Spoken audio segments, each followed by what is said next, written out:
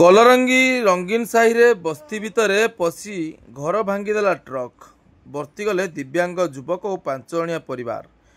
कालियापाणी थाना अंतर्गत कलरंगी ढाबा छक कुसुमुंडिया सड़कर कलरंगी रंगीन साही रे थिबा दिव्यांग युवक मिथुन बिरुआ घर भितर को रविवार अपराह 5 घटिका समय एक 14 चकिया ट्रक द्रुतगति आसी माड़ी जीवारु तांको घर कांथ भांगी जाइतिबा देखिବାକୁ मिली। ट्रकटी रास्ताकड़ कलवर्ट कंक्रीट बाड़ा डेई तांको घर सिमेंट कांथ भांगी देई घर भीतर को पशि जाइतिला। एथिरे घरटी संपूर्ण क्षतिग्रस्त होईछि। तेबे अपराह समय प्रबल गुड़गुड़ी रक्षा पाइबापी श्री बिरुआ तांकर पत्नी फूलमती 3 जण शिशुकन्या और जड़े शिशुपुत्र को नहीं तांकर 6 जणिया परिवार घर ठारू किछि दूर एक गछमूले विश्राम नेउथबारु एक निश्चिंत अघटन बर्ती जाइतिबा कुहाइछि।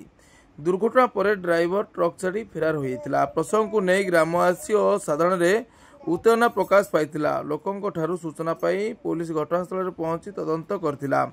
पुलिस उपस्थित रे क्षतिग्रस्त परिवार और ट्रक मालिक मध्य बुझामणा होइथिला। ट्रक मालिक उक्त क्षतिग्रस्त घर को संपूर्ण पुनरुद्धार करिवे बोली लिखित प्रतिश्रुति दैथिबा जणा पड़िछि।